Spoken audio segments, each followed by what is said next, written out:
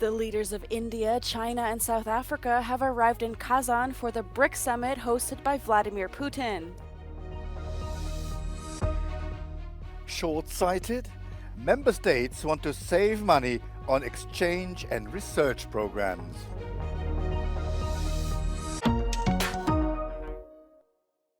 The European Parliament approved an initiative to issue a €35 billion loan for Ukraine backed by frozen Russian assets.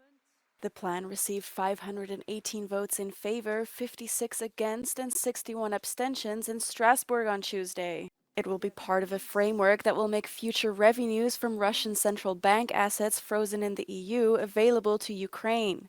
Some €210 billion in assets have been held in the European Union territory since the invasion of Ukraine in February 2022.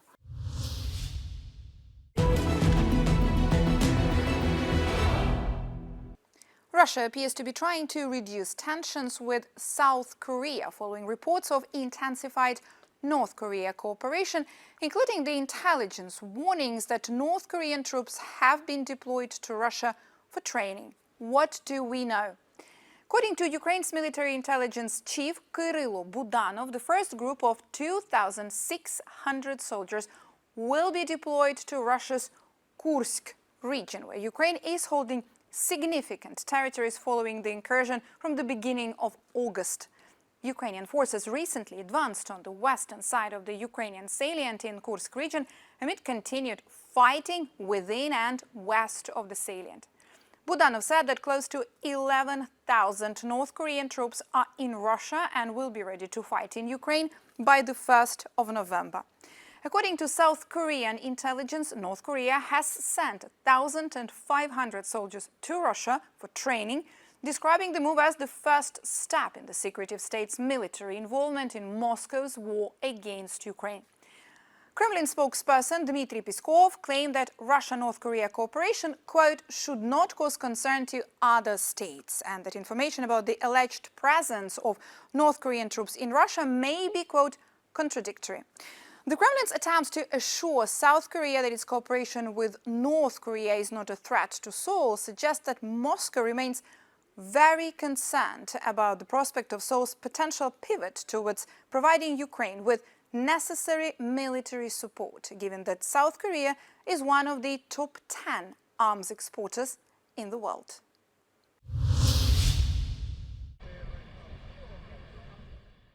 The leaders of India, South Africa, and China arrived in the Russian city of Kazan for the BRICS summit, which will be hosted by Russian President Vladimir Putin.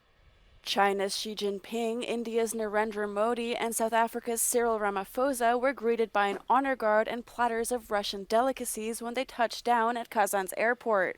After reportedly suffering a head injury at his home, Brazilian President Luiz Inácio Lula da Silva canceled his plans to attend the summit, but will attend by video link.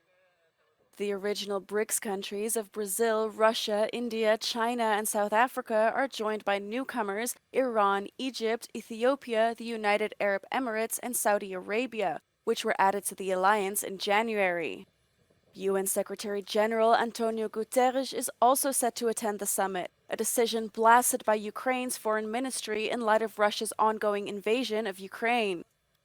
The summit is expected to be a huge success for Russia, with 32 countries confirming participation and more than 20 heads of state attending.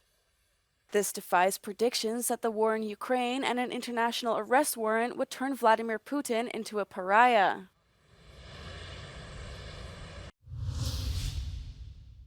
Austria's president has tasked incumbent Chancellor Karl Nehammer with forming a new government after all other parties refused to work with the leader of the far-right Freedom Party, FPO. President Alexander Van der Bellen said on Tuesday that he had asked Nehammer to immediately enter into negotiations with the center-left Social Democrats. Meine Damen und Herren, es geht nun darum, auf anderem Weg so rasch wie machbar eine handlungsfähige, stabile, integre Bundesregierung zustande zu bringen. Ich beauftrage daher Karl Nehammer, den Vorsitzenden der zweitstärksten Parlamentspartei, mit der Regierungsbildung und habe Karl Nehammer das auch heute Vormittag persönlich mitgeteilt. whoever leads the next Austrian government will need to build a coalition to have a parliamentary majority. The far-right Freedom Party won last month's election with 28.8% of the vote, the first time in its history.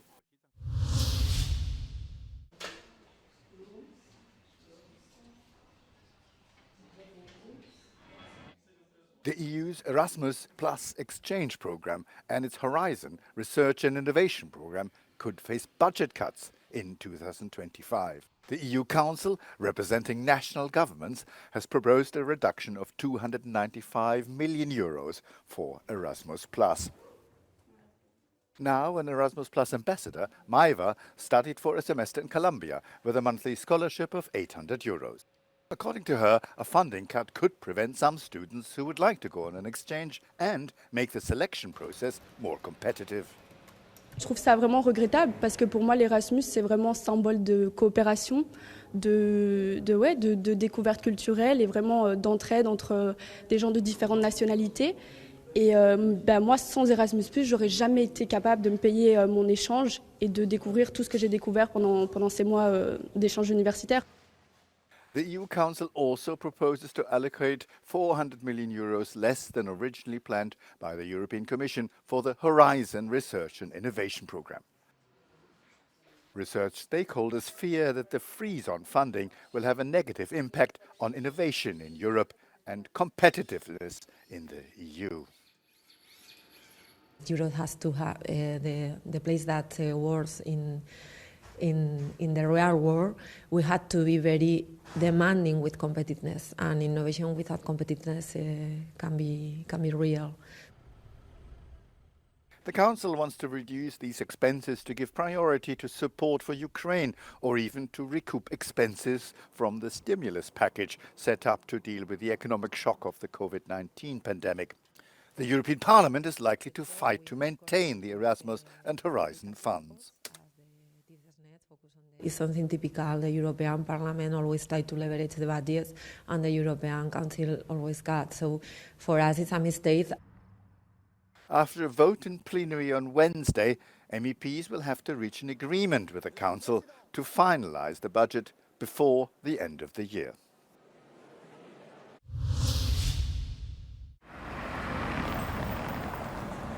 This statue on a quiet residential street in Berlin is at the center of an international row.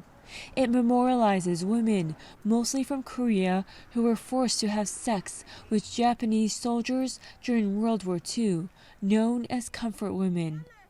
Japan has called for the statue to be brought down. Some politicians in Berlin are siding with Tokyo. The local Korean NGO behind the memorial, known as the Statue of Peace, says it will sue the local district of Mitte to keep it in place. The group says it's not just about defending the rights of Korean women. In the history, I think every woman can imagine what can be happened in the wartime if you are not protected and the soldiers are coming and raping you. So every woman can identify with the Statue of Peace. The memorial was put up 4 years ago. Japan has been raising the issue with the German government as well as local officials.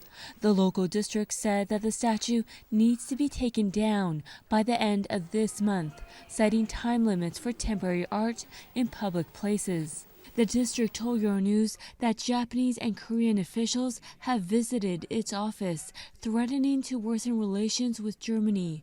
The district says that there was a questioning of aid to Ukraine, as well as a possible termination of the sister city relationship between Tokyo and Berlin. Japan says that it never suggested ending the relationship. In a press release in May, the mayor of Berlin called the statue a one-sided portrayal after a meeting in Tokyo with the Japanese foreign minister. Berlin's local government told Euronews that it is talking to the district and federal governments to replace the statue with a more general memorial for women who face sexual violence during conflicts. It also stated that it will be expanding its relationship with Tokyo. An expert on German-Japanese relations said the government is prioritizing its economic and security ties with Japan over South Korea. Both partners should be treated quite equally. And so far, this case of the Comfort Woman statue in Berlin lacks a bit of that cautious and balanced approach. A source with the Foreign Office told Euronews that freedom of opinion and of the arts are fundamental to Germany's constitution. However, they said that what happens with the statue is up to the district, and the Foreign Office cannot provide instructions on the subject.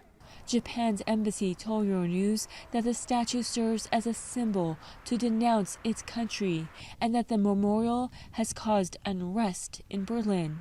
Like the mayor of Berlin, the embassy also called the statue one-sided. A petition arguing to keep the statue up has garnered 3,000 signatures. It's not only our wish. There are many people who are living in this area. They want to keep the Statue of Peace.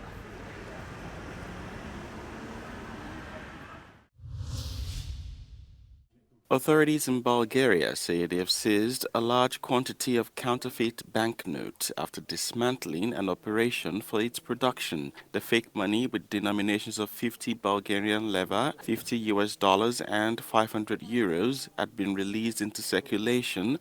According to the investigators, the super fake banknotes were also seized in some European Union countries. Investigators called it a very serious attack against the entire financial system of Bulgaria and the European Union.